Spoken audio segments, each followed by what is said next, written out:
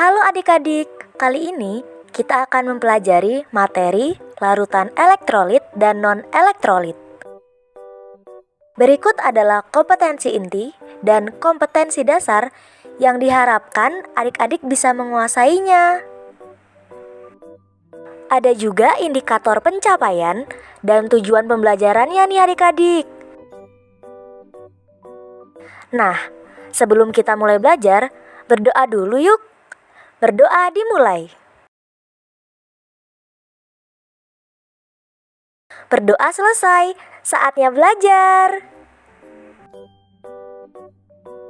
Sebelum kita masuk ke materi, adik-adik harus tahu definisi dari larutan. Larutan adalah campuran homogen yang terdiri atas zat terlarut dan pelarut. Proses pencampuran zat terlarut dan pelarut membentuk larutan disebut pelarutan atau solvasi.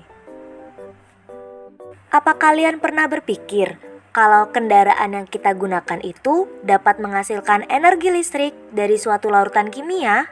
Contohnya aki basah. Larutan yang terdapat pada aki basah adalah larutan asam sulfat yang bisa mengubah energi kimia jadi energi listrik. Jadi, kita bisa menyalakan lampu agar tetap terlihat jalanan di malam hari. Sehingga, aki termasuk larutan elektrolit.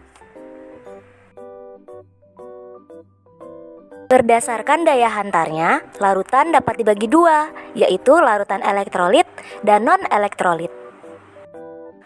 Larutan elektrolit yaitu larutan yang dapat menghantarkan arus listrik, seperti larutan garam dapur dan juga cuka. Sedangkan larutan non-elektrolit yaitu larutan yang tidak dapat menghantarkan arus listrik, seperti larutan gula dan alkohol. Penyebab larutan elektrolit dapat menghantarkan arus listrik yaitu jika zat terlarut dilarutkan dalam air, molekul-molekulnya akan terurai menjadi kation dan anion yang bergerak bebas. Penguraian ini disebut reaksi ionisasi. Jika zat terlarut tidak terurai menjadi ion-ion, jadi hanya larut sebagai molekul-molekul netral, maka larutan tersebut tidak dapat menghantarkan arus listrik sehingga disebut larutan non-elektrolit.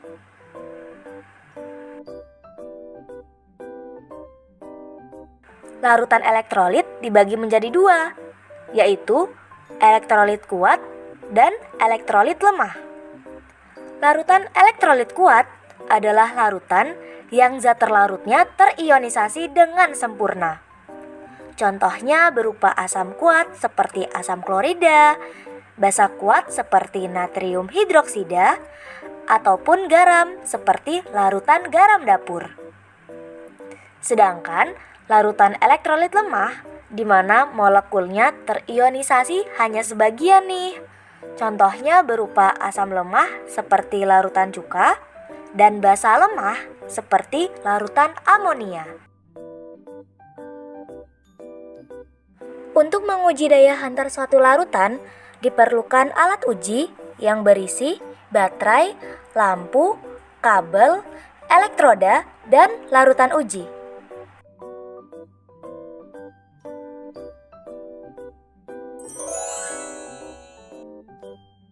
Kation akan bergerak ke arah elektroda yang terhubung ke kutub negatif atau katoda.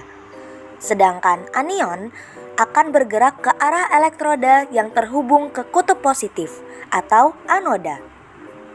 Jika lampu menyala dan terdapat gelembung pada elektroda, maka larutan tersebut bersifat elektrolit kuat. Jika lampu menyala redup atau tidak menyala dan terdapat sedikit gelembung, maka larutan bersifat elektrolit lemah. Karena pada elektrolit lemah, larutannya hanya terionisasi sebagian. Jadi, hanya ada sedikit ion yang bergerak ke arah elektroda. Jika lampu tidak menyala dan tidak ada gelembung, maka larutan bersifat non-elektrolit. karena tidak ada ion-ion bebas yang bergerak ke elektroda sehingga tidak dapat menghantarkan listrik. Senyawa-senyawa pembentuk larutan elektrolit dan non-elektrolit dapat berupa senyawa ion dan senyawa kovalen. Senyawa ion adalah senyawa yang terdiri atas ion positif dan ion negatif yang bergabung karena adanya serah terima elektron. Jika padatan senyawa ion, misalnya padatan NaCl, dilarutkan dalam air, maka ikatan antara ion positif Na+ dan ion negatif Cl- terputus dan ion-ion itu berinteraksi dengan molekul air. Contoh senyawa ion lainnya yaitu kalium bromida, tembaga 2 klorida, dan kalsium nitrat. Selain itu, ada senyawa kovalen, yaitu senyawa yang atom-atomnya bergabung dengan menggunakan elektron bersama untuk mencapai kestabilan. Senyawa kovalen ada yang bersifat polar dan nonpolar. Senyawa kovalen polar ada yang dapat terionisasi sempurna, makanya larutan dapat bersifat elektrolit kuat.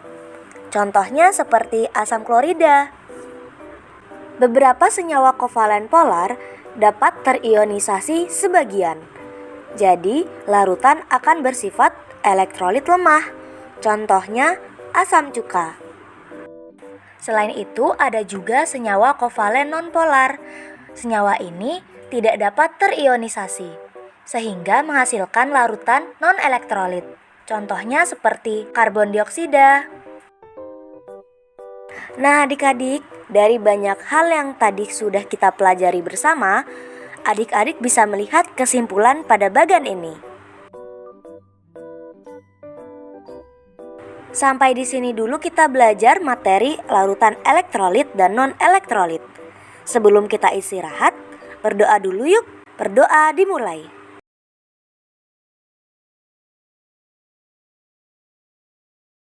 Berdoa selesai.